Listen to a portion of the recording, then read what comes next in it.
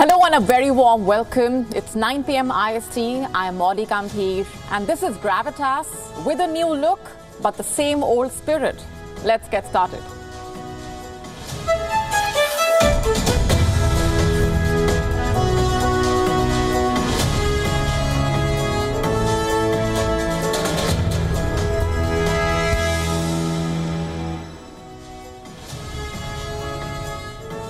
Is the Ukrainian president facing defeat? Tonight on Gravitas, we tell you all about the signs that point in that direction. That's our top story tonight. And here's what else is lined up for you. The Indian Army has set up two of the world's highest tank repair facilities near the LAC. This is a story about India's defense prowess that you do not want to miss. The divisions within Israel's war cabinet are out in the open now. A war of words has broken out among the leaders in Israel over the handling of the Gaza war.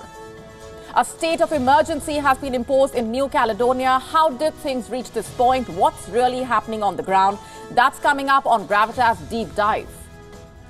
What if you could get a cancer warning 7 years earlier?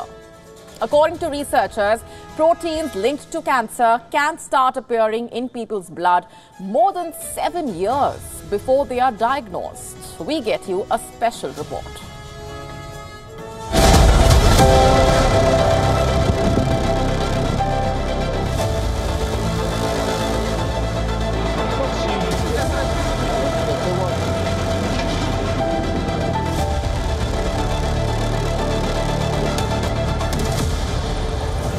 So good to see you.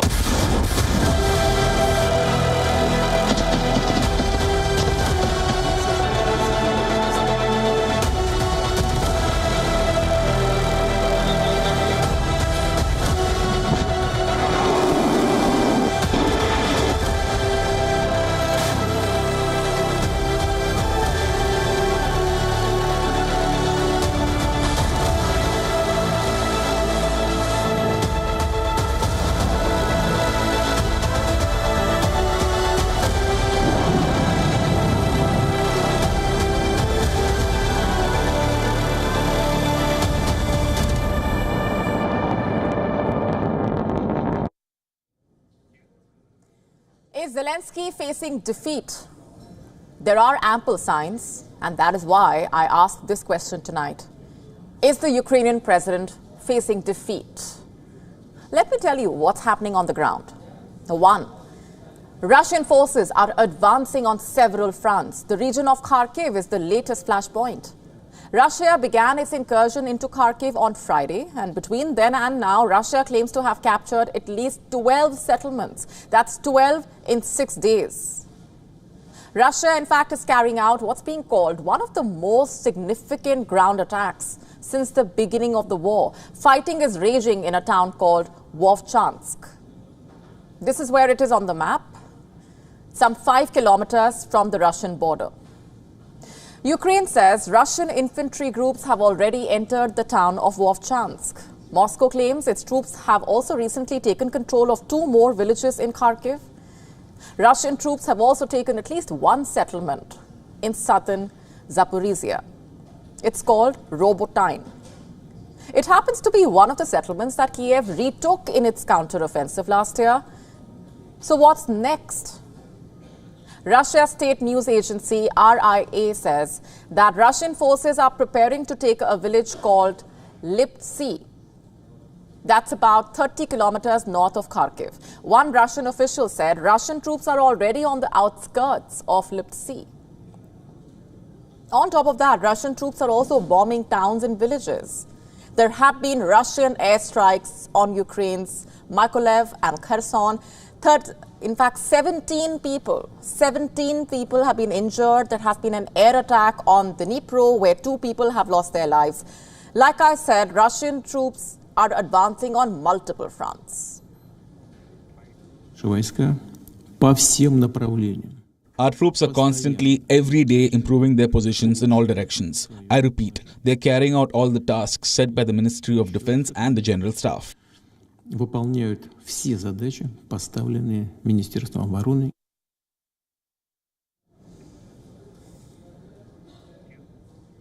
Now, the bad news for Ukraine is Russia is not done. Experts say Russians will up the ante over the next 3 months.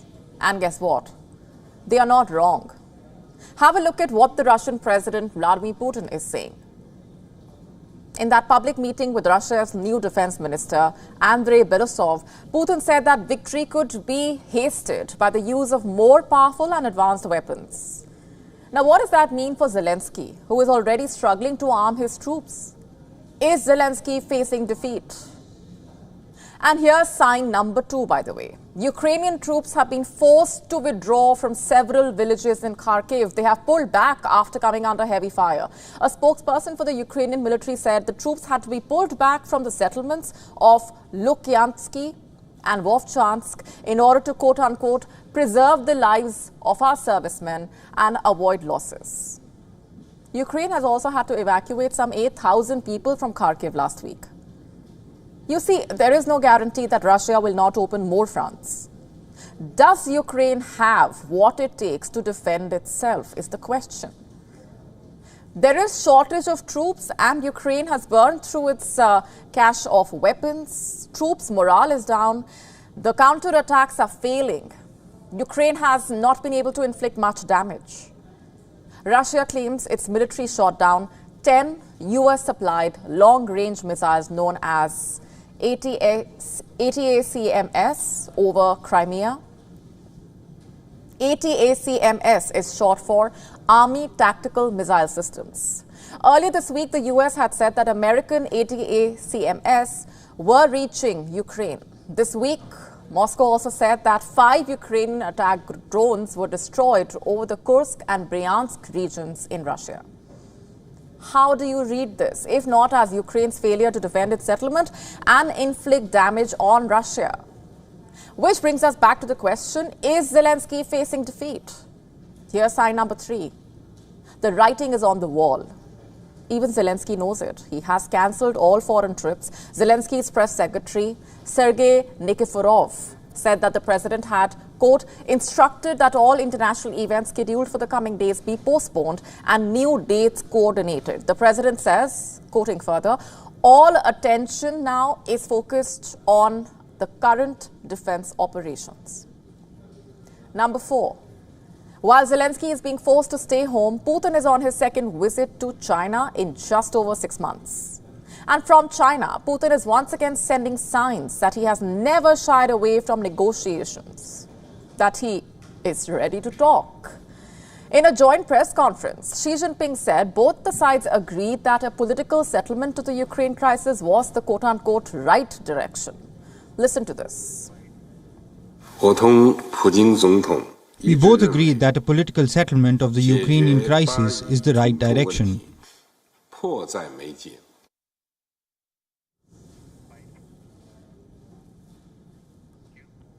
And what's more, Putin said he was grateful to China for trying to solve the crisis. Let's play out that bite as well. I will, of course, inform Mr. President of China on the situation around the Ukrainian crisis. We are grateful to the Chinese friends and colleagues for the initiatives they put forward to solve this problem.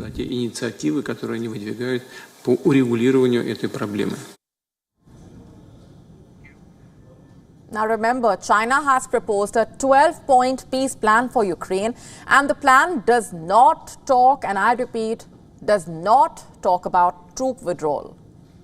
Will Zelensky be forced to settle for status quo in order to avoid an all-out defeat? Does he have any other option in the face of Russia's fresh offensive?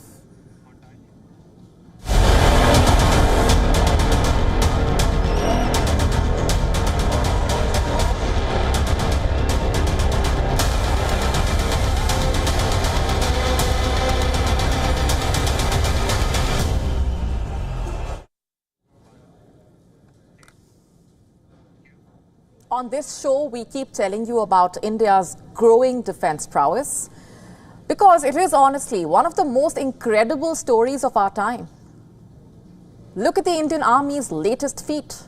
The Indian Army has set up 2 of the world's highest tank repair facilities near the LAC, the line of actual control with China. These are medium maintenance facilities. One of them is in a village called Neoma.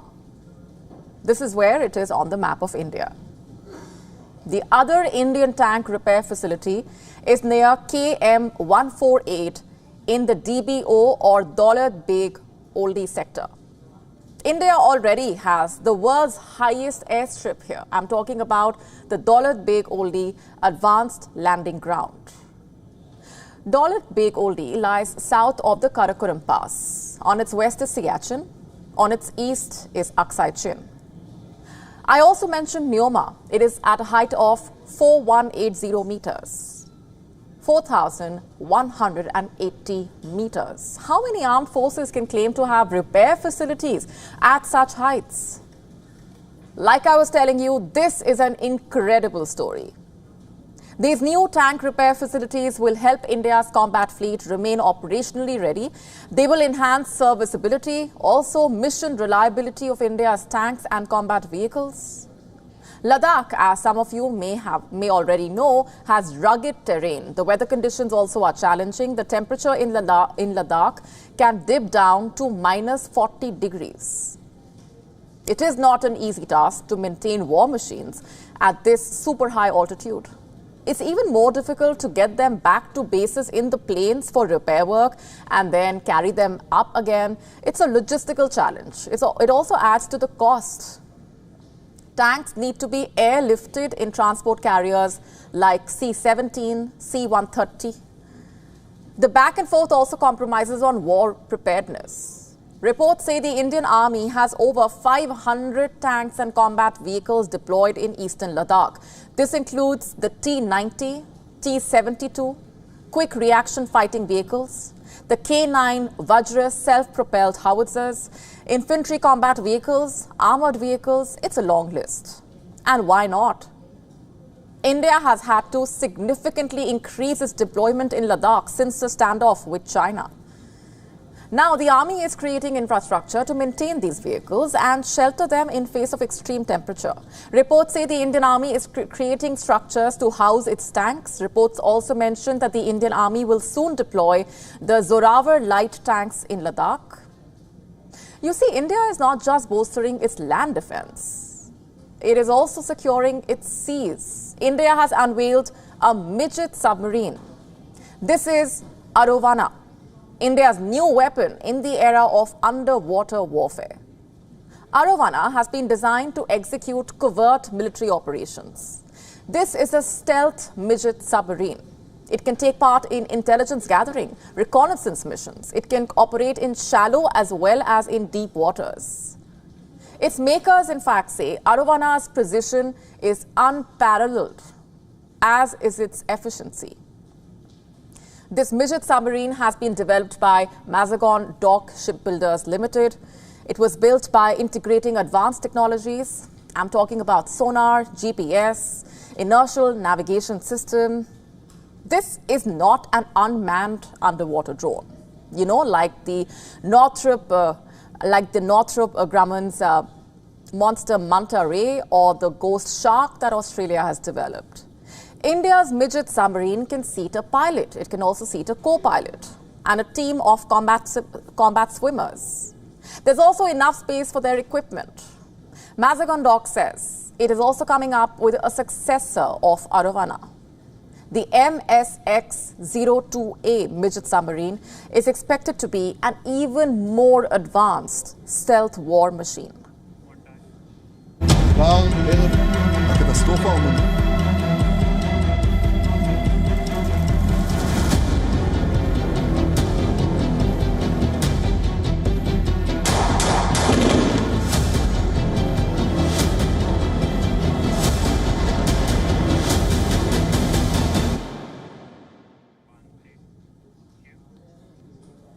A split has been festering in Israel's war cabinet, and now it has burst out into the open. Defense Minister Yoav Gallant has challenged the Prime Minister Netanyahu to come up with a post-war plan for Gaza. Listen to this. Since October, I have been raising this issue consistently in the cabinet and have received no response. The end of the military campaign must come together with political action. The day after Hamas will only be achieved with Palestinian entities taking control of Gaza, accomplished by international actors, establishing a governing alternative to Hamas rule. This, above all, is in interest of the state of Israel.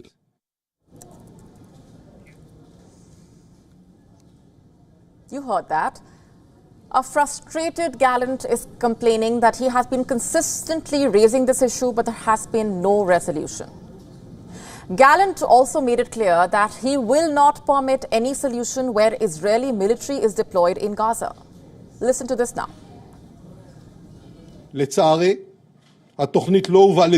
Unfortunately, this issue was not raised for debate, and worse, an alternative was not raised in its replacement. Indecision is in essence a decision. This leads to a dangerous course, which promotes the idea of Israeli military and civilian governance in Gaza. This is a negative and dangerous option for the state of Israel, strategically, militarily, and from a security standpoint. Indecision is a decision. Those are Gallant's words. And his comments were immediately backed by his fellow minister Benny Gantz.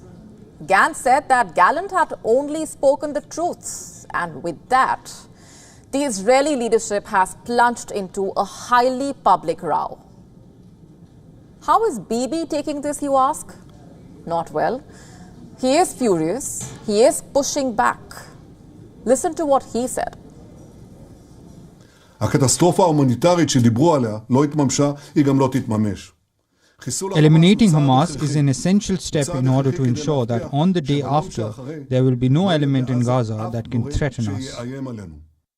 Until it is clear that Hamas does not control Gaza militarily, nobody will be prepared to take upon himself the civil management of Gaza out of fear for their lives. Therefore, all the talk about the day after, while Hamas remains intact, will remain mere words, devoid of content. Contrary to what is being claimed, for months we have been engaged in various efforts to resolve this complex problem. Some of the efforts are covert, and it is good that this is so.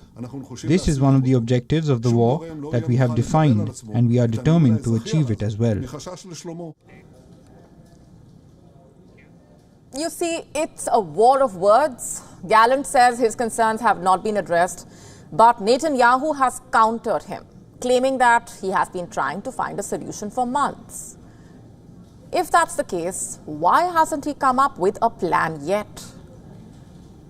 For days, the Biden administration has been pressuring Israel to plan for post-war Gaza.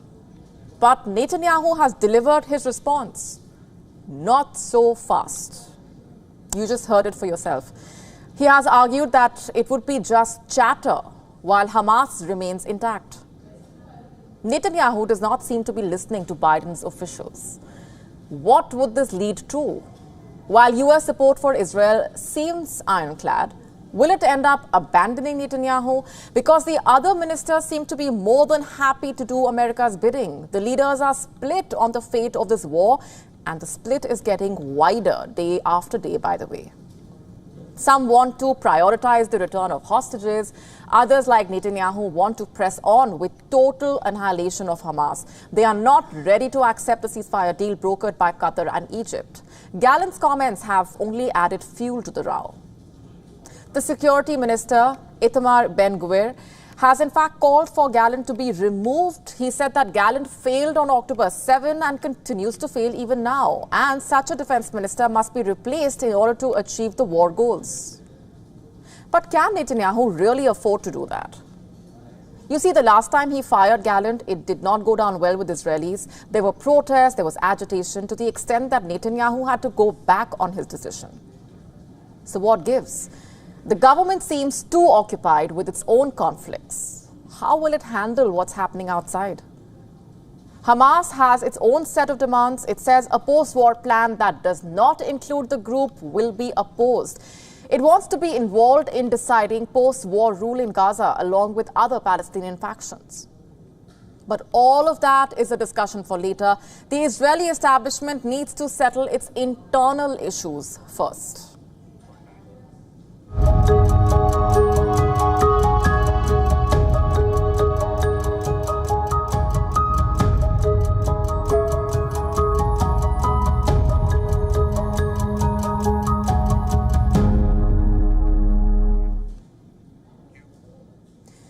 what if you could get a cancer warning 7 years earlier? Yes, 7 years earlier. According to researchers, proteins linked to cancer can start appearing in people's blood more than 7 years before they are diagnosed. It's a major milestone. Our next report telling you more. What if early warning signs could be used to detect and treat cancer a lot earlier than possible currently? How exactly? Well, proteins in your blood could hold the key. Let's break it down for you. In a breakthrough that serves as a major milestone in cancer research, researchers at Oxford Population Health have identified 618 proteins linked to 19 different types of cancer, including 107 proteins in a group of people whose blood was collected at least 7 years before they were diagnosed. Basically, it has been found that proteins linked to cancer can start appearing in people's blood more than 7 years before they are diagnosed. The 19 types of the disease include bowel, prostate and breast cancers. The findings are published in the Nature Communications journal. The two Cancer Research UK-funded studies from Oxford Population Health suggest the proteins could be involved at the earliest stages of cancer. And intercepting them could give us a way to stop the disease from developing altogether. To put it simply, cancer prevention is about looking out for the earliest warning signs of the dreaded disease. And to be able to prevent cancer, it is important to understand the factors driving the earliest stages of its development. These studies provide new clues about the causes and biology of multiple cancers. So we are essentially closer to being able to prevent cancer with targeted drugs. But there is need for further research about the roles these proteins play in cancer development and how tests can be used to spot the most important ones. Also, which drugs can be used to stop them driving cancer. It is an important discovery and a crucial first step to findings could help efforts to stop cancer before it starts.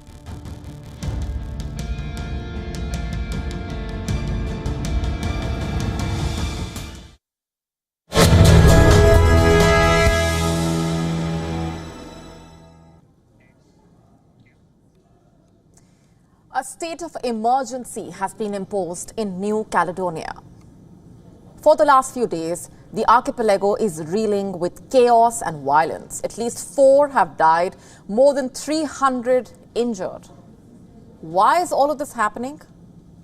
Let's deep dive.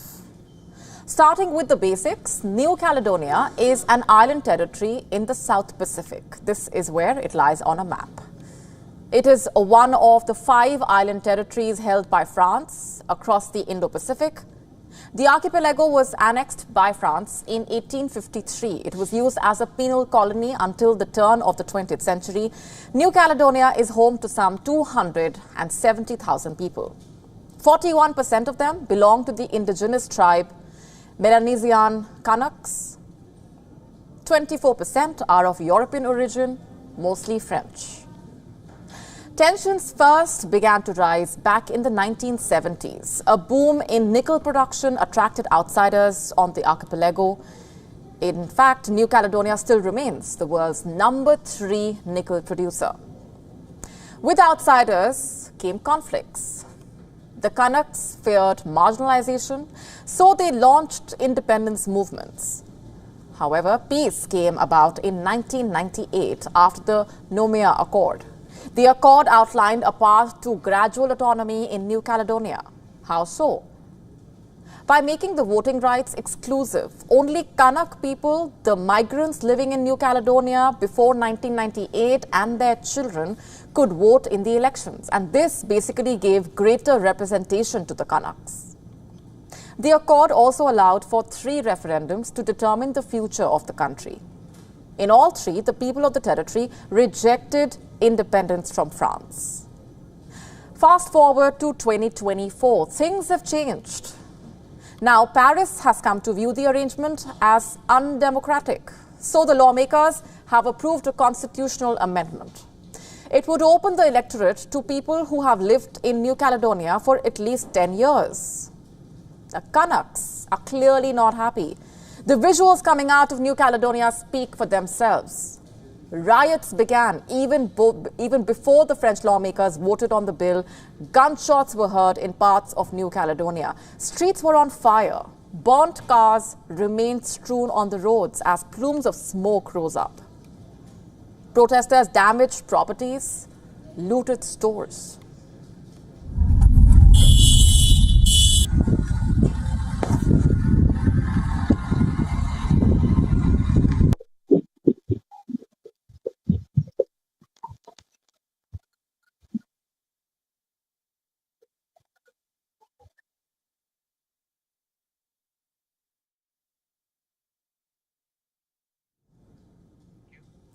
Following the chaos, a curfew was imposed in the capital. Schools were shut, the airport was closed, flights were suspended, but the riots continued all the same.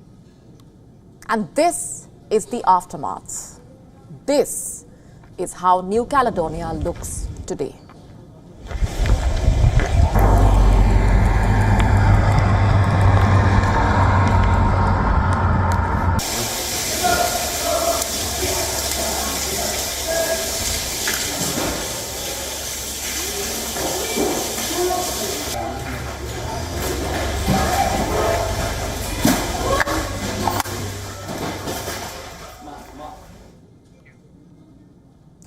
Let's now listen in to the accounts of those who are witnessing it firsthand.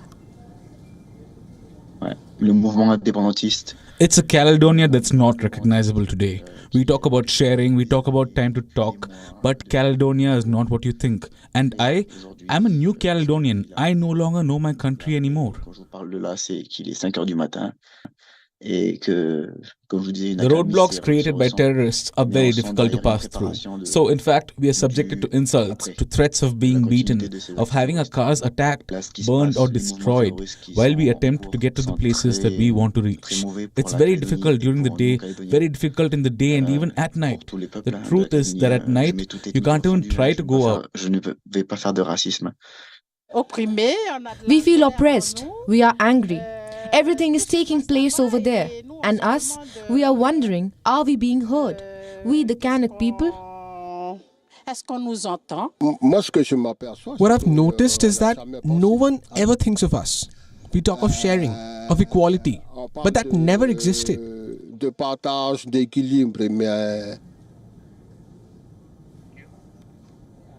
Three young Kanaks and a police official were killed in the riots. Following that, France declared a state of emergency in New Caledonia. It is going to be in place for the next 12 days at least. In normal circumstances, 1,800 French police officers are present in the territory. Now France has sent 500 more. French ministers also called for a crisis meeting. The French President Emmanuel Macron is trying to take the Kanaks' view into account, or making it appear that way at least. He has said he would delay rubber stamping the bill into law. He has invited representatives of the territory's population to Paris for talks. He has given a deadline for that. He says a new agreement must be reached by June, or he would sign the bill into law. What will happen in the next few hours? France is hoping to get a hold of the situation and restore calm in the archipelago. Will it succeed is the question. Even if it does, what about the new rules? Will they come into effect? Or will more riots, chaos and death follow?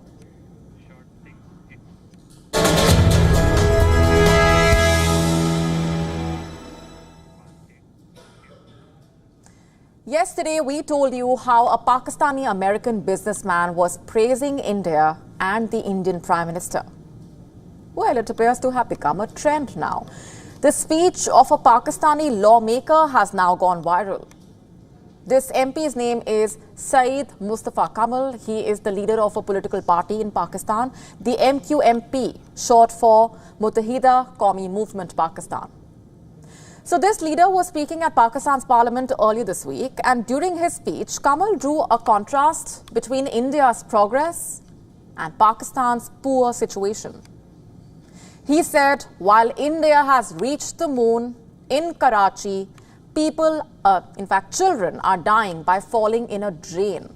The lawmaker said while India's education system is booming, in Pakistan, children do not have access to education.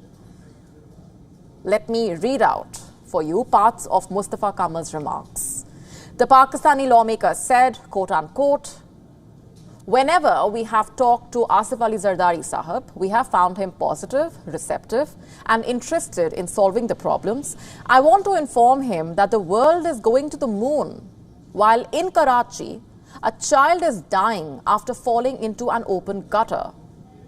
On the same screen, on one hand, while there was news about India landing on the moon, on the other, there was news about a child dying after falling in an open gutter in Karachi. This is the news every third day. 30 years ago, our neighboring India taught its children what is now in demand around the world. Today, Indians are CEOs of the top 25 companies." Quick question here. Who is to be blamed? The contrast that this Pakistani leader is drawing is on point. But my point is, isn't it up to the leaders like him, especially those in power, to change the despicable state of Pakistan?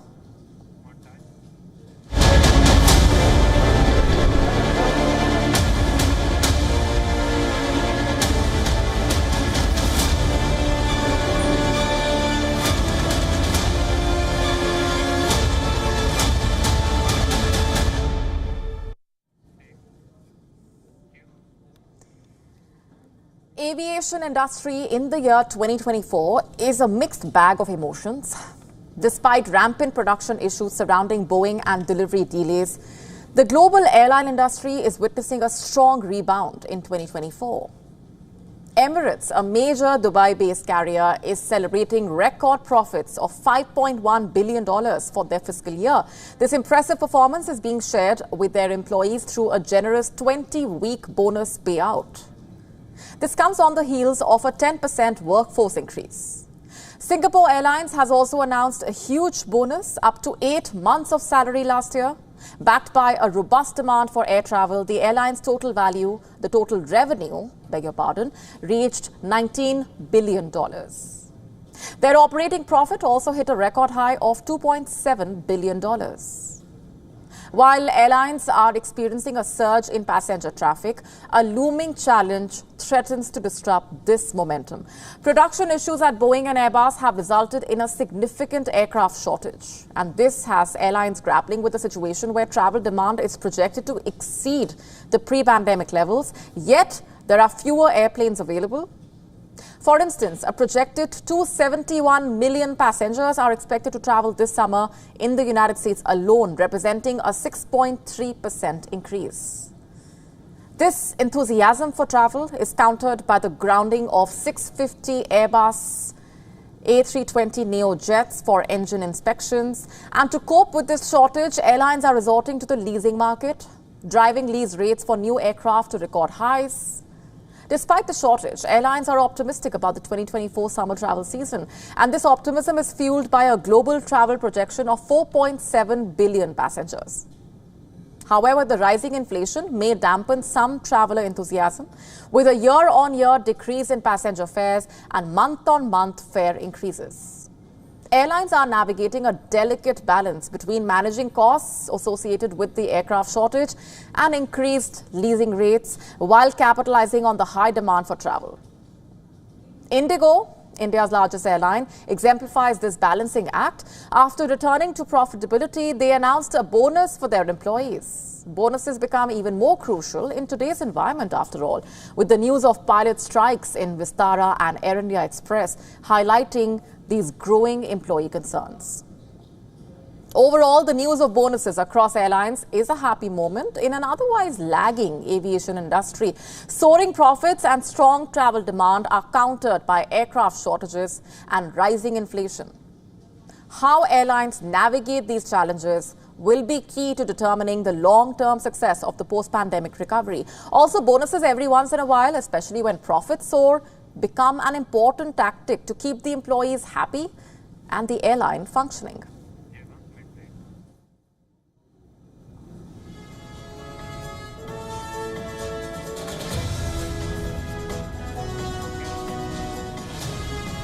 And with that, we're taking a very short break right here. Stay with us. You're watching Gravitas.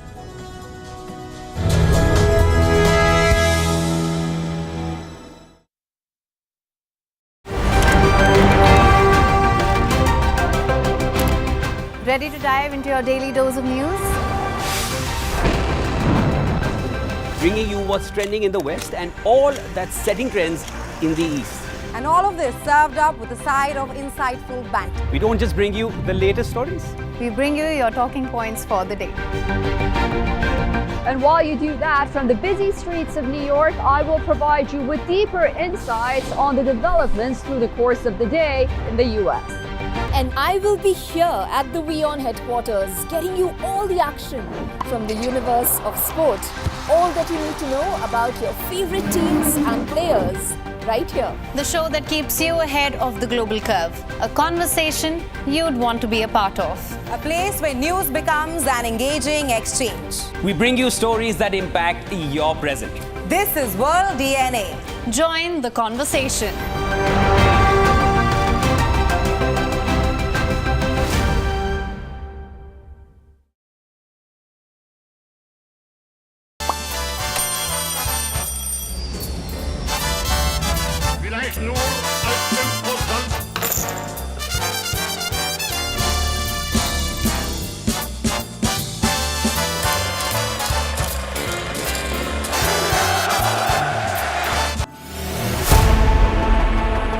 Know more, understand better, think ahead. Hello and a very warm welcome. You are watching Gravitas with me, Molly Gambhir.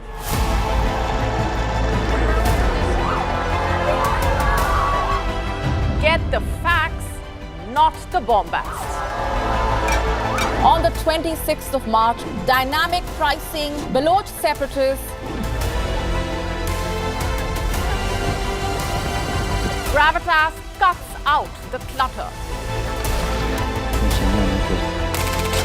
Gravitas keeps calm when others scream.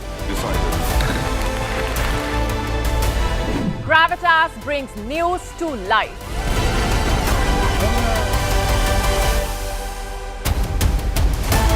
Weekdays, 9 p.m. IST, 3:30 p.m. GMT. Gravitas. Seeing is believing.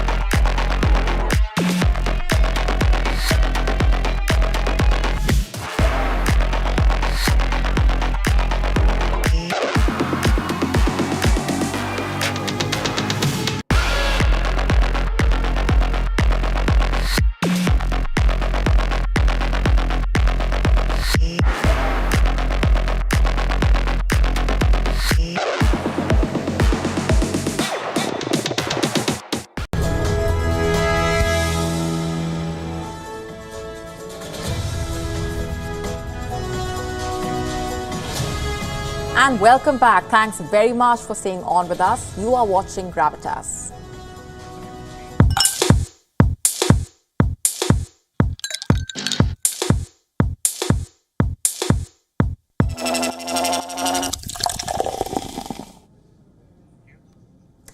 Do you know what is the world's most valuable liquor brand?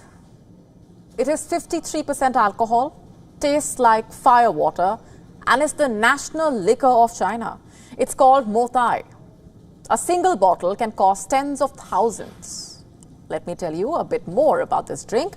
It is a type of baijiu. The name itself means white alcohol or white liquor. Typically, it is made from sorghum grains and water. Some variants, in fact, also use rice or other grains. How do people drink Motai? In tiny little baijiu glasses. Each of them measures only about 5 to 6 milliliters and looks like a miniature wine glass. Now, the reason Motai is drunk from such glasses is because it is much stronger than other spirits. The spirit is rooted deep in Chinese history. It's come to be known as the drink of diplomacy. It's the drink of choice among the Communist Party leaders. It was known as the favorite tipple of Mao Zedong, the founder of Communist China. When US President Nixon visited China in 1972, former Prime Minister Zhou Enlai toasted him with Mao Tai. 2 years later, when the Secretary of State Henry Kissinger met Zhou, he said, and I quote, "If we drink enough Mao Tai, we can solve anything." And just like that, Mao Tai has been part of many historic moments in China. Today, it is the largest beverage company in the world by market value. It is worth a whopping $295 billion. Just for context, it's more than double the market cap of Budweiser's parent company and more than 10 times that of Jack Daniels. Mao Tai is not just a drink anymore, it has become a status symbol. It is served at high-profile meetings, political banquets, weddings. President Xi Jinping has also been seen sipping this very spirit. In fact, Sotheby even hosted a Mao Tai-themed auction. Such is its fame that it has become a valuable investment option. Any fluctuation in Mao Tai's share prices could affect the entire Chinese equity market. But here's the catch. While the demand continues to soar high in China for Mao Tai, that is not the case in other parts of the world. In fact, apart from the Chinese diaspora, Mao Tai is still virtually unknown overseas. Almost all, about 97% of its sales, coming from China alone. But considering the population of China, Mao Tai still remains one of the most consumed alcoholic drinks in the world.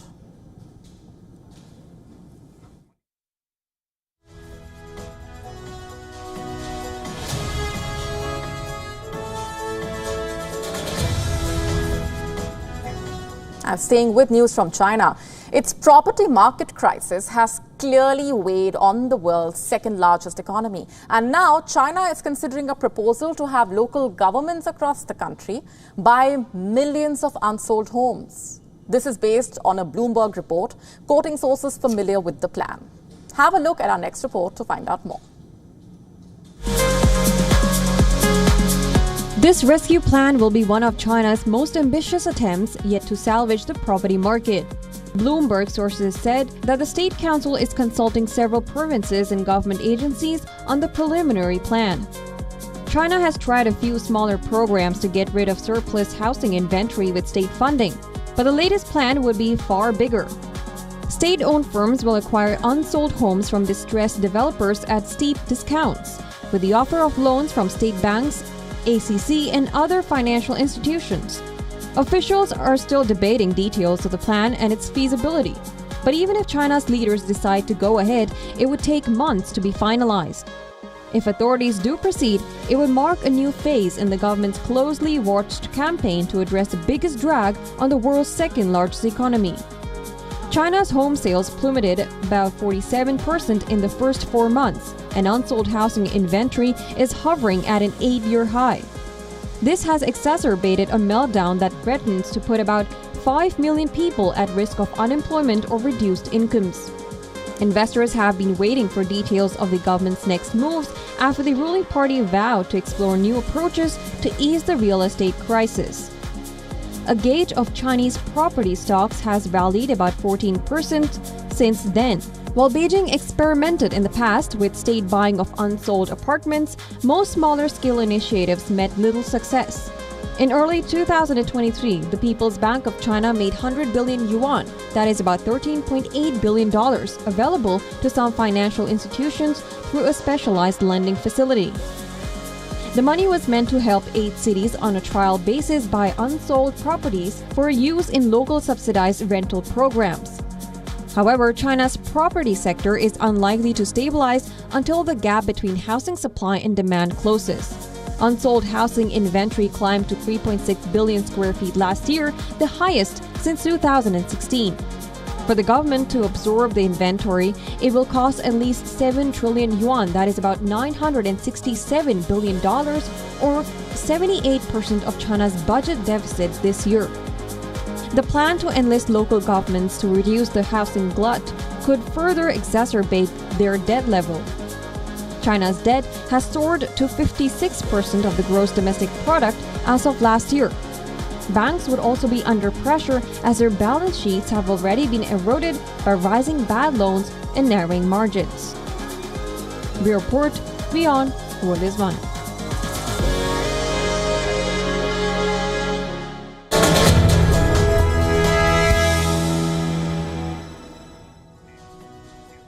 Time now for Gravitas Recall. Let's have a look at what happened way back in history on the 16th of May. That's today. On this day in 1975, Junko Tabe became the first woman to reach the summit of the Mount Everest, the world's tallest mountain. Tabe was from Japan's Fukushima prefecture. In 1975, Tabe was leading a team of 15 women climbers and 6 Sherpas. The team was going to climb the Everest summit and show the male-dominated patriarchal Japanese society what women were capable of at that point.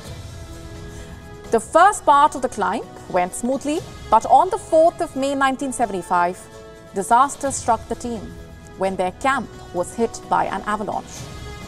At that time, the team was at 6,300 meters. Tabe and 4 other climbers who were buried under the snow. Tabe lost consciousness when she was rescued. She could barely walk. Tabe took just 2 days to recover, and now the question was, what was the team going to do next? Would they continue the climb? There was just enough oxygen for one woman to continue the climb, and the team nominated Tabe. Tabe decided to start the climb along with her Sherpa. She reached the summit of Mount Everest on the 16th of May. She was standing at 8,848 meters above the sea level. Junko Tabe was the first woman to be there. How did she feel? Overwhelmed.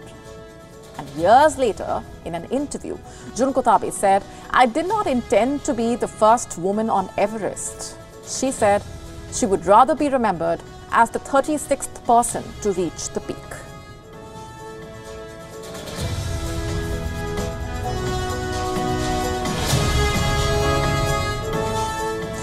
On that note, it's a wrap on this edition of Gravitas Tonight. This is me, Molly Gambhir, signing off. Thanks very much for watching.